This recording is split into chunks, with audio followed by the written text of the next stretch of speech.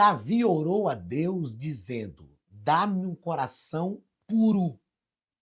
Ao povo de Israel, Deus falou através de Ezequiel: dar-lhes-ei um coração de carne. Deus quer mudar os corações. Deus quer transformar corações. É claro que coração na Bíblia fala do centro da vida, do centro das nossas vontades. E é importante termos um coração transformado pela palavra de Deus. A Bíblia também nos diz que enganoso é o coração e perverso. Quem o conhecerá? Mas o Senhor sonda os corações.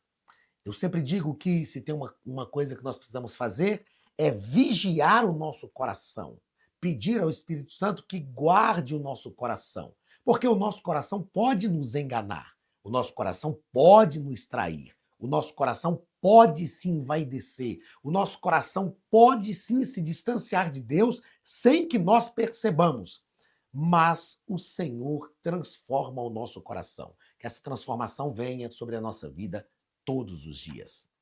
Meus queridos, sejam bem-vindos à Academia de Pregadores. Eu sou o pastor Anderson Silva e, como você sabe, estamos nas nossas lições bíblicas de escola dominical, currículo dos adultos, estudando o quarto trimestre de 2024, lição de número 7, dia 17 de novembro de 2024.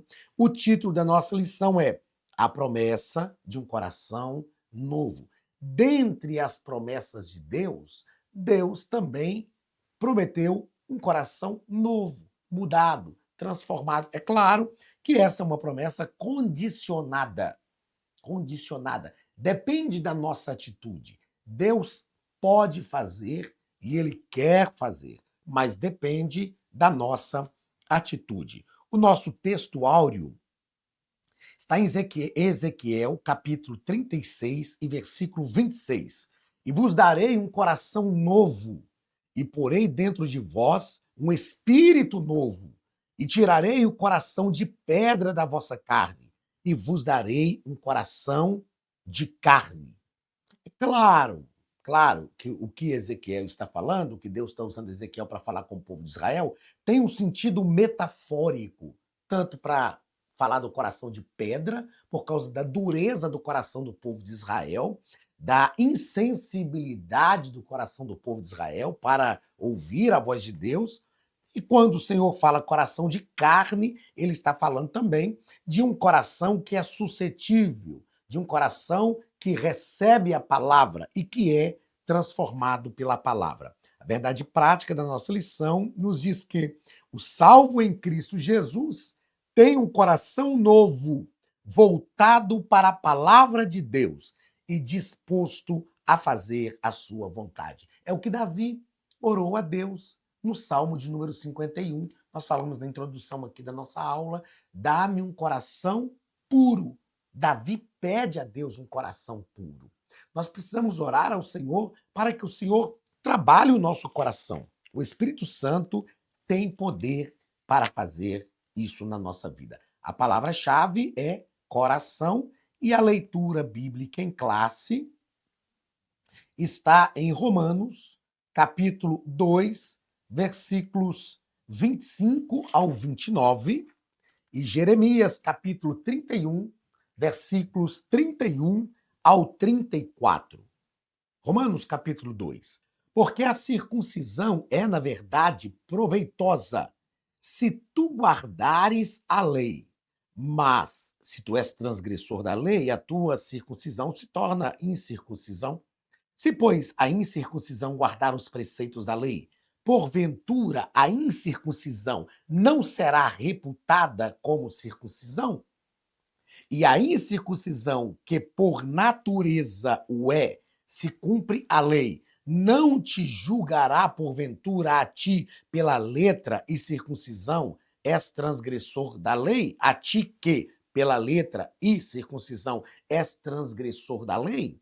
Porque não é judeu o que o é exteriormente, nem é circuncisão a que o é exteriormente na carne, mas é judeu o que o é no interior, e circuncisão a que é do coração, no espírito, não na letra, cujo louvor não provém dos homens, mas de Deus. Antes de fazer a leitura do texto de Jeremias, vamos a uma breve explicação deste texto de Romanos, capítulo 2. É claro que uma leitura superficial nos faz compreender aqui, nos faz perceber, aliás, a forma dialética e a forma filosófica que Paulo expressa essas palavras na Carta aos Romanos. Aliás, a Carta aos Romanos é o livro da Bíblia mais difícil de ser interpretado, é o livro mais teológico, mais filosófico da Bíblia. Sem dúvida nenhuma, é um dos livros mais desafiadores. Eu não gosto de usar a palavra difícil. É um dos livros mais desafiadores para se interpretar. Mas na prática, em síntese, o que Paulo está dizendo aqui é o seguinte: olha, vocês, judeus, fazem a circuncisão, mas o que adianta ser circuncidado? Era o órgão genital masculino, né? Era no órgão genital masculino que se fazia essa circuncisão. O que adianta ser circuncidado se você não guardar a lei? Porque mesmo sendo circuncidado exteriormente, se você não guarda a lei, a incircuncisão está no seu coração. Agora, mesmo sendo incircunciso, ou seja, não sendo circuncidado exteriormente, se você guarda a lei, a circuncisão está dentro de você. Então não é judeu, o judeu não é judeu exteriormente, só porque nasceu de linhagem judaica. Ele é judeu se ele guardar os mandamentos. Então, é isso que Paulo está falando. Ele faz essa dialética filosófica aqui para mostrar que mais importante do que um corte em um órgão é a ação de Deus no nosso interior. E aí, Jeremias, capítulo 31, do versículo 31 ao 34. Eis que vem dias, diz o Senhor, em que farei um concerto novo com a casa de Israel e com a casa de Judá, não conforme o concerto que fiz com seus pais no dia em que os tomei pela mão para os tirar da terra do Egito, porquanto eles invalidaram o meu concerto, apesar de eu os haver desposado, diz o Senhor. O que Deus está fazendo? Olha, eu tomei Israel pela mão. Ele usa aqui a figura de um noivo que vai ao casamento e toma a noiva pela mão para conduzi-la, para fazer um pacto com ela. Aí Deus está falando, eu tomei Israel pela mão para os tirar da terra do Egito, mas eles invalidaram o meu concerto. Por quê? Porque eles não foram fiéis ao pacto que eu fiz com eles. Mas este é o concerto que farei com a casa de Israel depois daqueles dias. Então isso é uma promessa de restauração para Israel. Diz o Senhor, porei a minha lei no seu interior e a escreverei no seu coração, e eu serei o seu Deus e eles serão o meu povo. Então Deus está falando assim, o concerto que eu fiz com os pais dessa geração que está aí, foi um concerto lá atrás, onde eu determinei uma circuncisão. Eu tomei eles pela mão, tirei do Egito, eles invalidaram o pacto pela sua infidelidade. Mas haverá um tempo que eu vou fazer um concerto novo. E nesse concerto novo, eu não vou colocar a lei escritas em tábuas de pedra. Eu colocarei, eu a escreverei. Quando a gente olha para essa história da lei, a gente vai perceber que Deus preparou as duas primeiras tábuas e ele escreveu. Moisés quebrou as duas primeiras tábuas do bezerro de ouro e aí Deus falou com ele, prepara outras tábuas agora. Mas quem escreveu a lei foi o próprio Deus. Aí aqui em Jeremias, através de Jeremias, Deus está dizendo, eu não vou escrever a lei em tábuas de pedra. Agora eu vou escrever a lei no coração deles. E aí sim, e eu serei o seu Deus e eles serão o meu povo. Olha o versículo 34. E não ensinará alguém mais a seu próximo, nem alguém a seu irmão, dizendo, conhecei ao Senhor. Não precisará ensinar para que as pessoas busquem o conhecimento de Deus. Aí ele mesmo diz, porque todos me conhecerão, desde o menor deles até ao maior, diz o Senhor, porque perdoarei a sua maldade e nunca mais me lembrarei dos seus pecados. Então Deus está garantindo que fará um concerto perpétuo com a casa de Israel. E esta é a vontade de Deus para a nossa vida. Esta é a vontade de Deus para a nossa vida. E é este tempo, Israel ainda não vive esse tempo, mas esse tempo nós já vivemos, onde a lei de Deus está escrita no nosso coração. impregnada em nós. E o apóstolo Paulo entendeu muito bem isso, porque ele trata do fruto do Espírito em 2 Coríntios, capítulo 12, né? Ele trata das obras da carne. Aliás, não, é em Efésios, Filipenses, fugiu a memória agora, eu fiz confusão, porque em 1 Coríntios capítulo 12 ele trata dos dons espirituais. Romanos 12, ele trata dos dons de serviço. E Efésios 4, Paulo trata dos dons ministeriais. E depois, me falha a memória o texto agora, a mente vai pensando em outras coisas aqui, mas Paulo trata também do fruto do Espírito. Fruto do Espírito, Gálatas, não é? Gálatas, que Paulo trata, se não me falha a memória, do fruto do Espírito, que é a ação do Espírito em nosso interior, gerando em nós o caráter de Cristo. Então, nós já vivemos esse tempo, que é um tempo que é ainda uma promessa para Israel, mas que para nós já se cumpriu, um tempo em que a lei de Deus está escrita em nosso coração, não no órgão, mas em nosso coração, centro das nossas vontades, pelo Espírito Santo que habita em nós. Primeiro ponto da nossa lição, o coração na perspectiva bíblica. O coração na perspectiva bíblica. Primeiro parágrafo, o coração na Bíblia. Pastor Elinaldo Renovato vai nos dizer que na Bíblia, ou na Bíblia raramente, a palavra coração é usada como referência a órgão físico. De modo geral, essa palavra se refere ao homem interior a fim de revelar o centro da vida mental, emocional e espiritual do ser humano. Então perceba que vida mental, emocional e espiritual do ser humano. Então, coração trata do centro da vontade, daquilo que é a vontade do nosso coração. E, desse modo, o apóstolo Paulo faz referência ao homem peraí, que eu mudei o trem aqui. Paulo faz referência ao homem exterior, que é o corpo físico, e Paulo vai fazer referência também ao homem interior, que é a alma e o espírito. Toda vez que Paulo fala isso, de homem interior, ele está falando dos seus sentimentos, do homem que se relaciona com Deus, dessa ação do Espírito na nossa vida, e o homem exterior, desse corpo físico, enfim. No segundo parágrafo, o nosso escritor vai falar sobre a circuncisão do coração, e ele deixa claro que Paulo, o apóstolo Paulo, ensina o sentido da verdadeira circuncisão na nova aliança, que é um pouco disso que esse ponto já trata um pouco disso que nós falamos aqui ao fazer um comentário da leitura bíblica em classe. De fato, a circuncisão foi um ato físico estabelecido por Deus para os descendentes de Abraão. Contudo, no Novo Testamento, o que atesta a nova aliança não é uma marca física, mas a obra realizada pelo Espírito Santo no coração da pessoa. A circuncisão, meus irmãos, fala de circuncisão, eu notei que a circuncisão como uma marca na intimidade, ok? A circuncisão era feita no órgão genital masculino. Todos sabem que a genitália fala de intimidade. Ninguém sai mostrando. Depois do Éden, né, do pecado, a exposição dos órgãos genitais sempre foi considerada como antiético.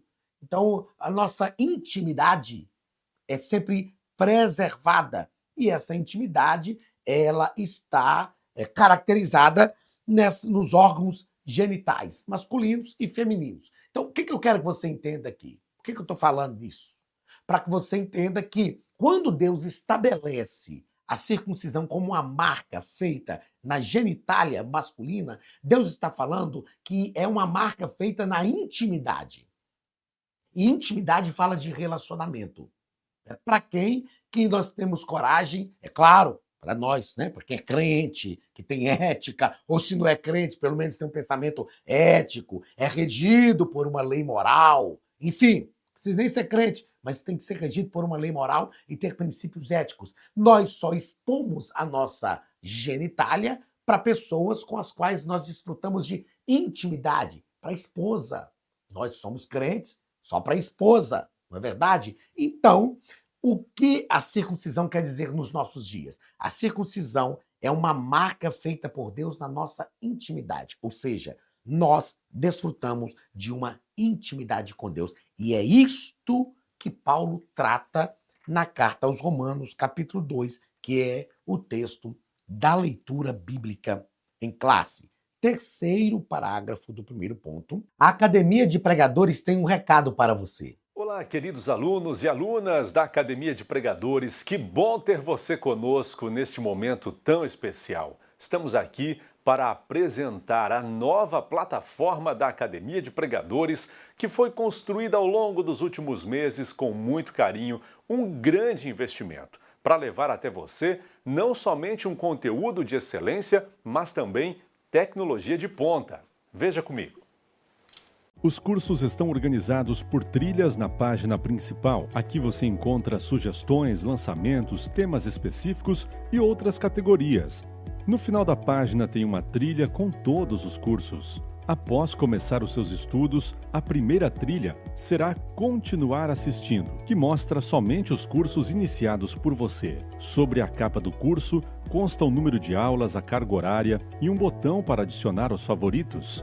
Nesta seta, você pode expandir e ver um vídeo de introdução. Para fazer login, clique no avatar no canto superior direito e insira o seu e-mail e senha usados no cadastro. Caso tenha esquecido a senha, é só clicar neste link, preencher o e-mail cadastrado e a senha será enviada.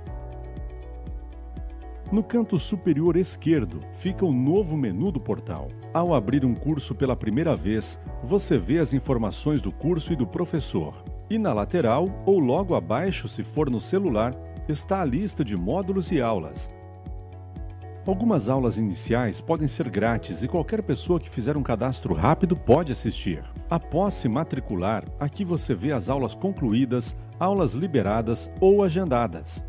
Você pode adicionar os favoritos, dar uma nota ao curso e acompanhar o seu progresso.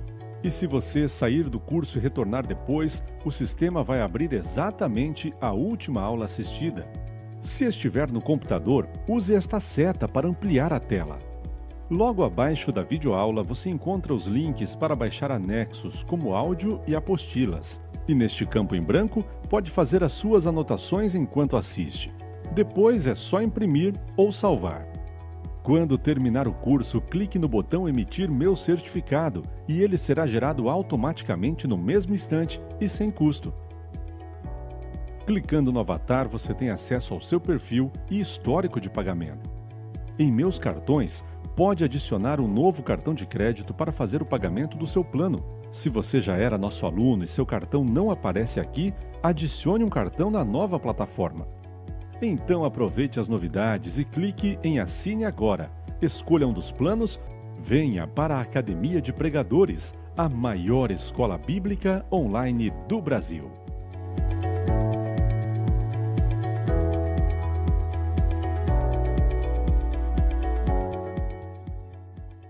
Um novo coração. Esse ensino do apóstolo Paulo remonta o profeta Jeremias, o texto do capítulo 31, do versículo 31 ao 34, que é a leitura bíblica em classe, a respeito de uma nova aliança que rompe com a aliança antiga. Essa nova aliança seria mais conhecida pelas marcas, ou não seria, essa nova aliança não seria mais conhecida pelas marcas físicas, ritualísticas e externas, mas teria a ver com o interior da pessoa, pois Deus escreveria a sua lei no coração, poria a sua lei no interior da casa de Israel. Então, é uma intimidade. É uma relação de intimidade, é uma relação profunda, e isso nos faz entender que por que é essa relação íntima, profunda, interior? Porque do interior brotam todas as coisas externas do ser humano. Então, essa marca, é claro que no Antigo Testamento, essa já era também a visão de Deus. Israel não entendeu isso, mas essa já era a visão de Deus. A marca feita na carne de forma exterior deveria ser somente um estereótipo daquilo que já estava no interior. Mas Israel não entendeu isso e Deus acabou reformulando. E como eu disse agora há pouco, nós já alcançamos esse tempo. Israel ainda não, porque Israel ainda será restaurado por Deus. Mas para nós, Igreja do Senhor, nós já alcançamos este tempo. O apóstolo Paulo, o apóstolo dos gentios, já fez essa transição bíblico-teológica e o Senhor Jesus mostrou isso na prática para nós. Segundo ponto da nossa lição, o coração de quem está em Deus. Primeiro parágrafo, um coração inclinado para Deus. Ó. Quando uma pessoa recebe Cristo como Salvador, ela passa pelo processo do novo nascimento, da regeneração. Já tratamos isso aqui. Por isso, ela passa a enxergar o reino de Deus e, ao mesmo tempo, a própria necessidade espiritual. Ela passa a enxergar o reino de Deus e a própria necessidade espiritual. Ou seja, o que é a visão de reino? O que é a visão de reino? Mateus, capítulo 6 e versículo 33. Eu vou fazer questão de ler. Mateus, capítulo 6, versículo 33, diz assim: Buscai, pois, em primeiro lugar o seu reino, ou o reino de Deus, e a sua justiça, e todas estas coisas vos serão acrescentadas. O que é o reino de Deus? O reino de Deus não é o reino físico, não é o reino humano. O reino de Deus, ele se humaniza, mas o reino de Deus é o poder, é o domínio que Deus exerce na terra através da igreja. Então, isto é o reino de Deus. Quando nós temos um coração inclinado para Deus, nós temos visão de reino. Nós passamos a viver o reino, querer o reino, nós nos tornamos agentes do reino, integrantes do reino, e o reino de Deus se torna prático na nossa vida. Então, nós estamos tratando sobre um coração de quem está em Deus. Um coração de quem está em Deus quem está em Deus tem um coração inclinado para Deus, e quem está em Deus tem um coração consciente. Um coração consciente. E o nosso escritor, pastor Elinaldo, vai nos dizer aqui, ó, que quem recebe um coração novo, transformado pela nova natureza, a partir da palavra de Deus, tem a capacidade de guardar seu coração e o que passa ao seu redor, de maneira que possa desejar a fazer a boa, agradável e perfeita vontade de Deus. Quem tem um coração inclinado para Deus, ele tem um coração consciente. O que é ter consciência? É saber discernir, é querer a vontade de Deus. Nós precisamos querer agradar a Deus. Nós precisamos querer. É claro que não basta o querer para que a gente consiga, mas se nós quisermos, o Espírito Santo nos fortalece e nos dá a condição de fazer aquilo que é necessário, aquilo que é preciso ser feito. Em terceiro lugar, terceiro parágrafo deste segundo ponto, Deus vê o coração. Deus vê o coração. Não é? Há um dito popular que diz que o coração das pessoas é terra que ninguém vai, mas Deus sempre vê o coração. O nosso escritor nos diz que podemos depreender que o coração do ser humano é um lugar que poucos podem conhecer, adentrar e contemplar. Contudo, deixa eu mudar a cor aqui, adentrar e contemplar. É o local mais escondido da pessoa. É verdade, é o local mais escondido da pessoa. Contudo, a Bíblia diz que Deus vê o coração. Ele contempla o ser humano por dentro e por fora. Não há nada oculto diante de Deus. Não há nada oculto diante de Deus. Jeremias, eu anotei aqui, Jeremias, capítulo 17. Jeremias, olha o que Deus diz, olha o que Jeremias escreve, né? Olha o que a palavra de Deus nos diz. Jeremias, capítulo 17, versículos 9 e 10. Olha o que é o coração. Para você entender que é a palavra de Deus que está dizendo isso. Enganoso é o coração, mais do que todas as coisas, e desesperadamente corrupto. Tem uma visão que diz e perverso. Quem o conhecerá? É uma pergunta retórica, né? Ninguém. Mas aí vem o versículo 10. Eu, o Senhor, esquadrinho o coração. Eu provo os pensamentos. E isto para dar a cada um segundo o seu proceder, segundo o fruto das suas ações, ou segundo as suas obras. Então Deus conhece o coração. Não há como enganar Deus, não é verdade? Eu falo que, às vezes, eu posso fazer uma coisa realmente querendo ser mal e de repente falar, ô irmão, me perdoe, não era isso que eu queria, me desculpe. Agora, e diante de Deus? Aí você vai até aceitar, entender, eu vou conseguir te enganar. E Deus? Quando eu chego e falo, Senhor, não, ó, deixa eu explicar para o Senhor. Eu imagino Deus falando, Anderson, acima de mim, eu conheço seu coração.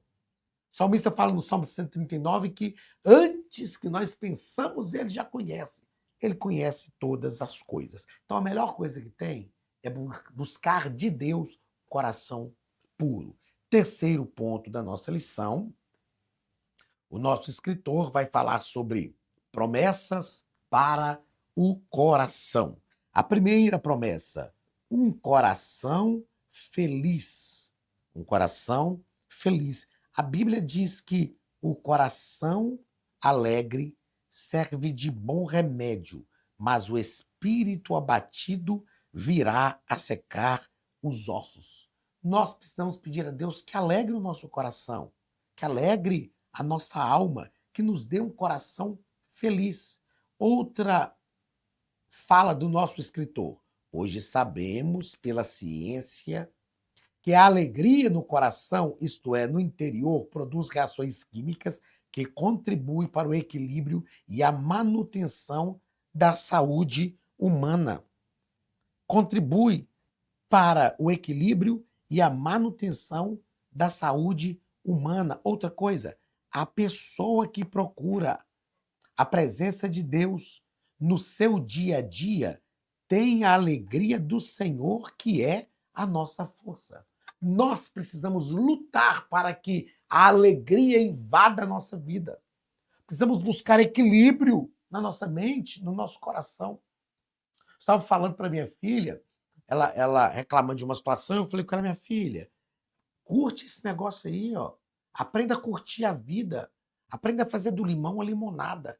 E eu sugeri para ela um filme que eu sugiro para todos vocês, chamado A Vida é Bela. É um filme de um pai que vai para um campo de concentração nazista e ele tem um filho talvez aí de uns 6 anos, entre 5 e 7 anos, e eles, no campo de concentração nazista, o pai começa a usar a fantasia do menino para fazer ele entender que eles estavam ali vivendo uma aventura. Para o menino era uma aventura, mas na verdade era uma opressão do governo nazista, né, de Hitler, contra os judeus. Então, irmãos, nós precisamos aprender e pedir a graça de Deus para trabalhar a nossa mente, buscar equilíbrio psicoemocional. É fácil? Não é. Eu sei que não é. Eu sou terapeuta, psicanalista clínico e não é fácil. Ah, então só é terapeuta e psicanalista, só é extremamente equilibrado. Não. Eu também tenho hora que desequilibro, mas a gente tem que retomar, buscar o equilíbrio. Tem coisas, irmãos, que a gente não consegue mudar, não consegue transformar. Então nós temos que transformar aquilo que eu sempre posso exercer uma ação transformadora, a minha própria mente. E é por isso que Paulo, na carta aos Romanos, capítulo 12, ele fala: transformai-vos pela renovação da vossa mente. Nós precisamos buscar ter um coração alegre. E é possível ter um coração alegre no Senhor Jesus. Segundo parágrafo do terceiro ponto, um coração cheio de amor. O amor é a essência do cristianismo. Sem ele não existe a verdadeira expressão e identidade do que significa ser cristão. O apóstolo Paulo escreve: a esperança não traz confusão, porquanto o amor de Deus está derramado em nosso coração pelo Espírito que nos foi dado. Agora, o que é o amor cristão? Mais de 90% das vezes que a Bíblia fala sobre amar, a Bíblia não está falando desse sentimento que é meio abstrato, não é? Ah, o amor é meu, eu concedo a quem eu quiser. Não. A Bíblia, mais de 90% das vezes, quando fala sobre amar, fala de cuidado. A Bíblia diz assim: a ninguém deveis nada a não ser o amor. Substitua a palavra amor por cuidado. Porque se eu pensar só no amor, a ninguém deveis nada. Eu não preciso amar ninguém, não. Ué. O amor é um sentimento meu, eu amo a quem eu quiser, deixa amar quem eu quiser. Mas se você substitui a palavra amor por cuidado, o texto vai ficar: a ninguém deveis nada a não ser o cuidado. Cuidar uns dos outros. A Bíblia ensina para que nós consideremos o outro superior a nós mesmos. A Bíblia ensina a não atentar cada um para aquilo que é propriamente seu, mas para aquilo que é do outro também. Isso é amor. E isso é possível, porque o Espírito Santo foi derramado em nossos corações. O amor de Deus foi derramado em nosso coração pelo Espírito que nos foi dado. Terceiro parágrafo do terceiro ponto e último ponto da lição. O penhor do Espírito no coração. O que é penhor? Vem de penhora. O que é penhora? Você tem um bem valoroso e você precisa de alguma coisa e você penhora aquele bem valoroso que você tem. Ah, eu preciso de um empréstimo, para ficar mais fácil de compreender. Eu não tenho uma casa, mas eu tenho joias. Ah, e essas joias, elas têm um significado emocional, porque essas joias foram uma herança da minha tataravó para minha bisavó, da minha bisavó para minha avó, da minha avó para minha mãe, da minha mãe para mim. Aí o que eu faço? Eu vou lá e penhoro essas joias. E eu preciso buscar essas joias de volta por causa do valor que elas têm para mim. Então, as joias são o meu penhor. Aqui, a palavra de Deus vai nos falar sobre o Espírito Santo, ou o penhor do Espírito no coração. E aí, o nosso escritor vai citar aqui para nós o texto de 2 Coríntios, capítulo 1, versículo 21 e 22. Mas o que nos confirma convosco em Cristo e o que nos ungiu é Deus, o qual também nos selou e deu o penhor do Espírito em nosso coração. Então, o penhor do Espírito no nosso coração é verdadeiramente a ação do Espírito Santo na nossa vida, para que nós entendamos que só o Espírito Santo é que pode equilibrar o nosso coração, o centro das nossas vontades, nos dar uma mente saudável, nos dá um coração realmente voltado para Deus. Esse texto bíblico, segundo o nosso escritor, pastor... Não, fugiu o nome do escritor. Segundo o nosso escritor, meu Deus do céu, vou até olhar aqui, ó. Ainda bem que é o Marco, pastor Elinaldo Renovato. Segundo o nosso escritor, esse texto aqui mostra que o penhor do Espírito é a garantia da salvação. Ou seja, a ação do Espírito em nosso coração é que garante esta salvação e que transforma a nossa vida conforme a vontade de Deus. É importante que o nosso coração esteja sempre sendo transformado pela ação do Espírito. Paulo, escrevendo, me parece que na primeira carta aos Coríntios, capítulo 3, não me falha a memória, ele diz assim: todos nós, com cara descoberta, refletindo como um espelho a glória do Senhor, somos transformados de glória em glória. Ou seja, o Espírito Santo é quem nos transforma conforme a imagem de Deus. E isso, a partir do nosso interior, tendo como ponto de partida o centro da nossa vida, o centro da nossa vontade e das nossas emoções, que a Bíblia chama de coração. Deus te abençoe, que Deus te dê um coração transformado, renovado, curado, saudável, para a glória do nome de Jesus. Um grande abraço do pastor Anderson Silva, da Academia de Pregadores. Até a semana que vem, em nome de Jesus.